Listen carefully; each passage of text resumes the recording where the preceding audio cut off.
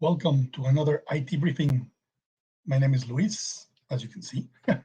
I'm the founder of the Critical Update, and today we're going to talk about some of the current events and some of the things that are on the radar that you need to be paying attention as a business owner, as a business manager, as somebody responsible for the well-being of your organization. So let's get started. As we know, things have changed dramatically in the last 5 years, especially. Cyber attacks are way up. They're happening every 7 seconds. There's some people that say that they happen every 15 seconds, but truth is they're happening all the time. So criminals don't really care. All they know is there's an IP address, they run their tools, they run their scans, and if you have a vulnerability that they can find and they can exploit, they are going to. So the focus is prevention and also making sure that when the attack happens, which we know is coming, that you can survive, that your business can survive the breach.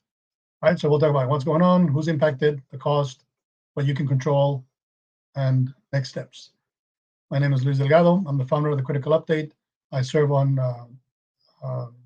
the board of the Economic Growth Business Incubator.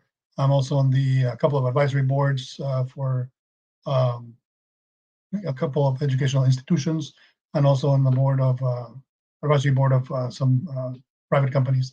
And we've been doing the work that we do since 2003.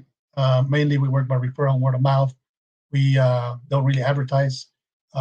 People know who we are, and we're very relational. So if you're our client, we get to know you, we get to know your business, and then we get to participate in the success of your company, which is a huge honor, because as we know, small businesses are the lifeline of our economy. All right, so let's talk about what's going on. Cybercrime is extremely profitable. There was a report that came out last week, a couple of weeks ago, where they mentioned that this one gang made over $120 million in ransomware payments. That's one gang. Think of how many there are, and think of how successful they are, because they're using the same tools. They're also making these tools available to everybody else. So you can go to the dark web, and I'm not suggesting you do this, but you can go to the dark web and you can find ransomware as a service where they have a revenue share. You can buy a list of targets, you can run the tool, and then whatever comes in, you do a 70-30 split. They take 30, you take 70%. So with that kind of business model, you can see why ransomware is becoming more and more important for criminals. The other thing that's happening is agencies are implementing rules and regulations that put more emphasis on small businesses protecting data. FTC has the safeguarding rule. IRS has rules as well. CMMC is Department of Defense cybersecurity maturity model that has been going down from contractors to subcontractors. And if you do work for any government agency at any level, you want to be aware of CMMC. You want to make sure that you're putting things in place to be able to comply with the different levels. They have 1 through 5, because within the next couple of years, is what we've been hearing, if you are not CMMC certified to a certain level, you will not be able to participate in the bids.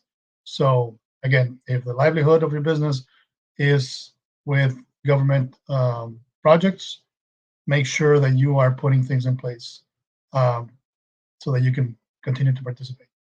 The other thing that we're seeing now is class action lawsuits. There was a report that I saw about 3 weeks ago, and they were talking about cancer treatment center got breached, and data was stolen. The data included pictures of cancer patients. Of course, pictures where the patients were unrobed, and they didn't pay the ransom.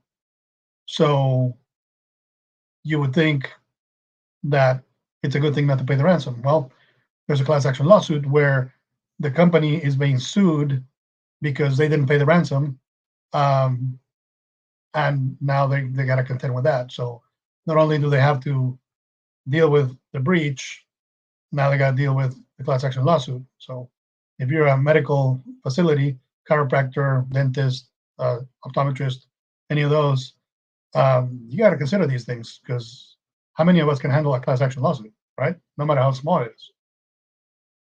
All right, so who's impacted by cybercrime and the increase?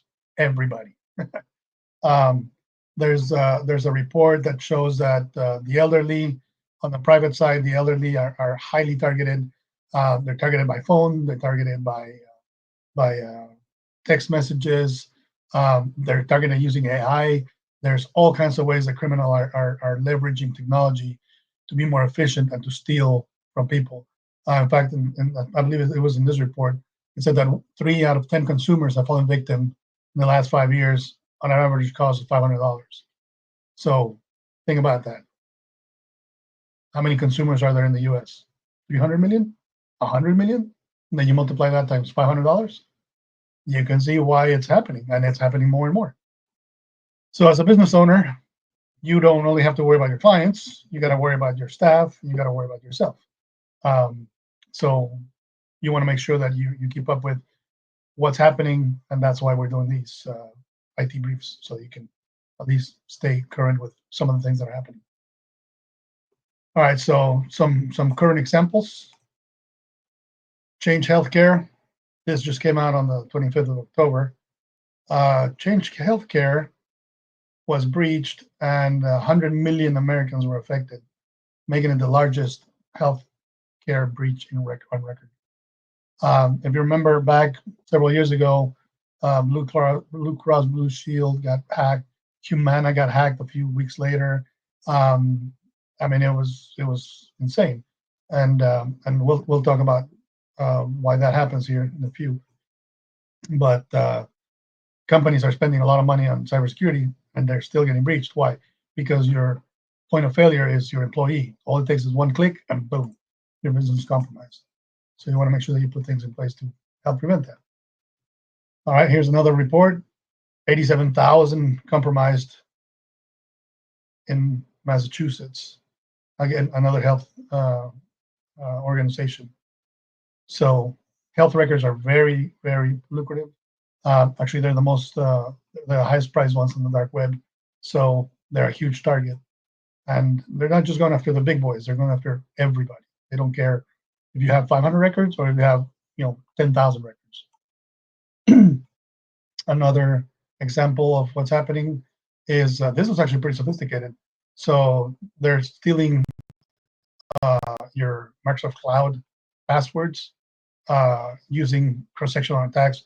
These are pretty sophisticated. So you think about the stuff that we're up against, right? We're just every day running our business, trying to stay alive, dealing with inflation and raising costs and everything else. And then you got these threat actors that a lot of times are sponsored by nation states, and they're highly efficient. So this one was very recent. This one happened on the 30th. If you're using Google Chrome, make sure that you're updating your Chrome browser, because there is a threat that was revealed that can do some damage. So make sure that you click on the top right, and then you hit update, and it'll update. It takes seconds to update. Make sure that you're doing that with all your browsers.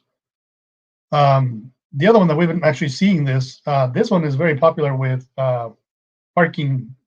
So here in Austin, I went to a lunch and learn, and it was for a telecom company, and the lady running the event was telling us that she actually parked downtown and she scanned a QR code, and they told her, make sure that you check and make sure that QR code is legit, because criminals have been putting their own QR codes to steal your information, right? So she didn't think much of it. She was in a hurry, scanned the QR code. Next thing you know, her phone was compromised, because what do you use to scan the QR code? Your phone. So they had access to her emails, they had access to her phone. It was insane. So she told us about all the stuff that happened. And fortunately, she had some tools that her IT department had rolled out, but still, they got into her phone. So make sure that you know what you're scanning. We don't like QR codes. We use them, but if somebody at a networking event shows me a QR code that I can't tie directly to an app or something like that, I hardly ever scan it. pretty much never. So don't get offended if we meet and you want me to scan a QR code and I say no. All right. So what is the cost, right? You have client data, you have employee data, intellectual property. This is the average cost of each one of those. So say, for example, you have 1,000 clients, you get breached. It'll cost you about $179 per record. Now, this is not the entire cost. So as a business owner, you need to think, as a compliance officer, you need to think, what is my threat exposure? And then what can I do to minimize that? That's where cyber insurance comes in. That's where policies and procedures come in, compliance program come in. We can help you with some of those. We don't sell cyber insurance, but we can help you make sure that your organization is in line with whatever your policy requires, so that when you have the breach and you put in the claim, you don't get denied or they don't cancel your policy or not renew it. All right, what can you control? You can control a lot, actually. You want to create a culture of cybersecurity. You want your staff to know that they need to be alert, that they can actually with one click bring destruction into your environment. And we don't want them to be afraid and where they can perform, but we want to make sure that we empower and train them. One of the biggest, um, most cost-effective ways to help your business security posture is security awareness training. For example, we got a service that I believe is $50 a month, and you can train 20 people, ongoing training.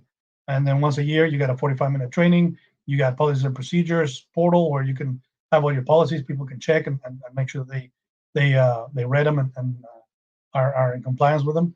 You can show that report to your cyber insurance policy. That helps with your premiums because you're showing them that you have things in place to make you a lower risk. So that's important. That's part of a standard. So one of the most popular standards is the NIST cybersecurity framework. That's National Institute of Standards and Technology, and pretty much everything, HIPAA, CMMC, pretty much everything is based around this. So if you're not sure which standard you need to adhere to, this standard right here is a good place to start. All right. So what's even more important, I think, there's a lot of IT companies out there, a lot of great IT companies out there. Um, as a business owner, you need to find a company that understands your business, a company that is not just chasing the next shiny object, but somebody that is helping you navigate the the costs, because everything is rising. Our operating costs are way higher. Our labor costs are way higher. So that affects our clients, of course. So what we want is we want to help our clients increase revenues, increase productivity, stay in business, be able to grow and scale. Um, so make sure that you find somebody that is a business oriented IT company that can help you improve your workflows. We have a client that we started working with over 3 years ago, and they actually more than doubled in size, and they got sold last year, and it was really something to see. Now, I'm not taking credit for for their amazing growth, but we did have a little part because when we started working with them, their licensing was a mess, and there were a lot of inefficiencies with technology, and they were wise enough to allow us to implement our tools and our processes, and you could see the exponential growth as soon as the things were working in their favor. So make sure that your IT company helps you pay for themselves. That's very important. All right, now on a practical level, if you were to ask me, well, what can I do now? And I don't really have an IT company yet, and I'm not even sure what I'm going to do.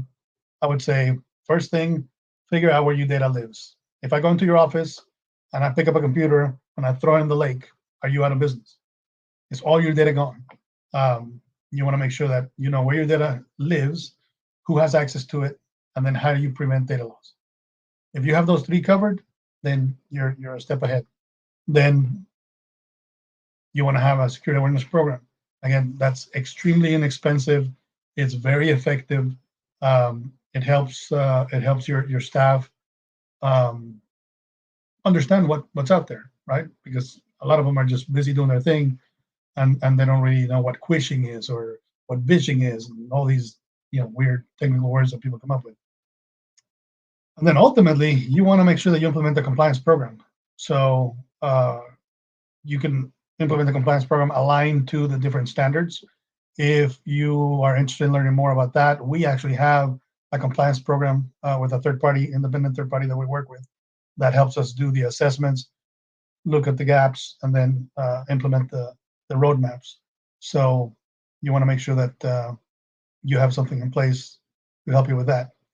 And as I was doing the research, I found Forbes has this really, really good article that they just published recently with some simple steps, right? That you can follow, and assuming you don't have an IT company because you can't afford it or you're not ready or whatever. This article actually has some good information that you can follow, you can implement. It talks about AI. Another thing that you want to make sure you don't just turn on AI on your Microsoft 365. There's different things that you got to do before you turn on Copilot. Otherwise, you could get in trouble. Um, you want to know what your staff is doing with AI. How are they using AI, and what data are they feeding the AI? Because if they're feeding your company information, guess what? Now it's public information, so it's everywhere. Make sure that you have things in place. But we can help you with a lot of these, um, and we can guide you through the process. So next steps, you can scan the QR code. This is legit, guaranteed. It's legit. Or you can go to this Calendly and schedule a cybersecurity review. We can talk about your cyber insurance policy. You can talk about your policies and procedures, talk about the questions that you may have about implementing a compliance program, and then just use code Monday, and we'll give you the review for free. We also have a blog on our website, and if you want to be added to our newsletter, we have a newsletter that goes out from one of our vendors that has some good information and some great offers. A lot of times they have a really, really interesting giveaways too. So if you're into PlayStations and earpods and all kinds of things, let us know, and we can add you to that newsletter, and make sure that we can keep in touch. So with that, we're going to conclude, and we will see you on the next one. Thank you.